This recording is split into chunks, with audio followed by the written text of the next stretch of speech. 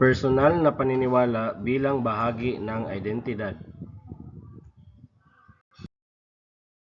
Ang personal na paniniwala ay mahalagang bahagi ng ating pagkatao. Ito ang nagsisilbing gabay sa ating mga desisyon, kilos at pananaw sa buhay. Sa pamamagitan ng ating paniniwala, nabubuo ang ating identidad, kung sino tayo bilang individual at bilang bahagi ng lipunan. Hindi basta nabubuo ang paniniwala. Ito ay hinuhubog sa paglipas ng panahon sa pamamagitan ng ating karanasan, kapaligiran, at pakikisalamuha sa ibang tao.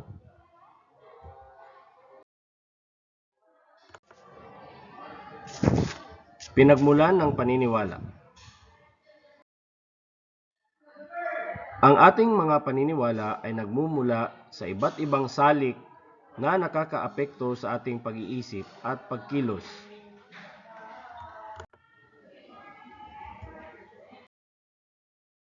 Una, pamilya. Ang pamilya ang unang pinagmulan ng ating paniniwala. Mula pagkabata, natututuhan natin ang tama at mali, paggalang, pananampalataya, at mga pagpapahalaga sa buhay mula sa ating mga magulang at kapamilya.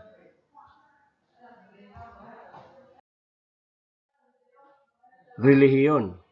Malaki rin ang impluensya ng relihiyon sa ating paniniwala. Ang mga aral, ritual, at doktrina ng relihiyon ay humuhubog sa ating moralidad, pananaw sa tama at mali, at layunin sa buhay.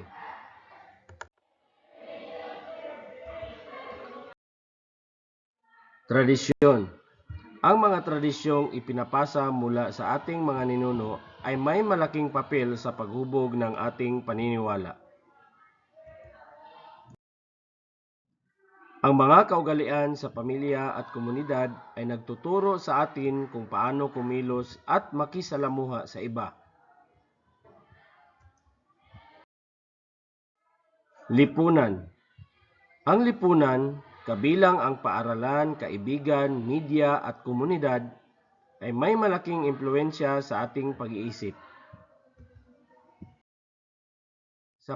Sa pakikisalamuha sa iba, natututo tayong umunawa ng iba't ibang pananaw at paniniwala. Kasaysayan.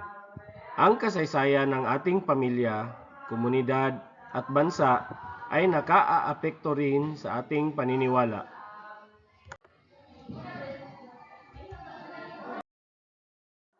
Ang mga karanasan ng nakaraan, tagumpay man o pagsubok, ay humuhubog sa ating pananaw sa buhay at sa ating kinabukasan. Kultura at kasaysayan sa pagbuo ng sarili. Ang ating paniniwala ay hindi hiwalay sa kultura at kasaysayan. Ito ay bunga ng mahabang proseso ng paghubog mula sa nakaraan hanggang sa kasalukuyan. Una, mga tradisyon ng ninuno. Maraming paniniwala natin ngayon ay nagmula sa ating mga ninuno. Halimbawa, ang paggalang sa nakatatanda, bayanihan, at pagpapahalaga sa pamilya ay bahagi ng ating kulturang minana.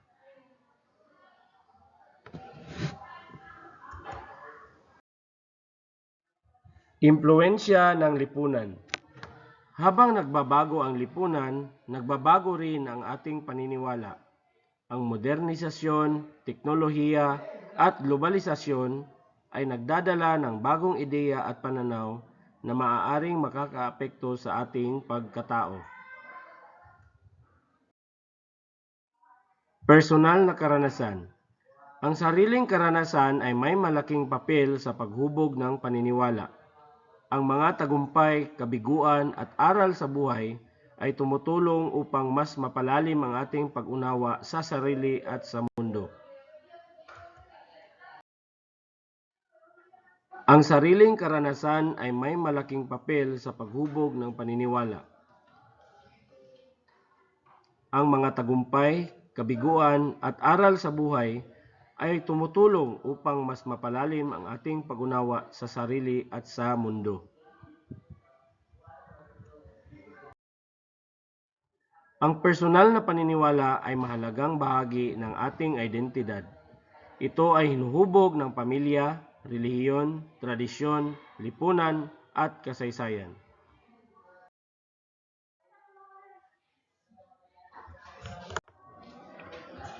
Sa pamamagitan ng pag-unawa sa pinagmulan ng ating paniniwala, mas nakikilala natin ang ating sarili at ang ating lugar sa lipunan.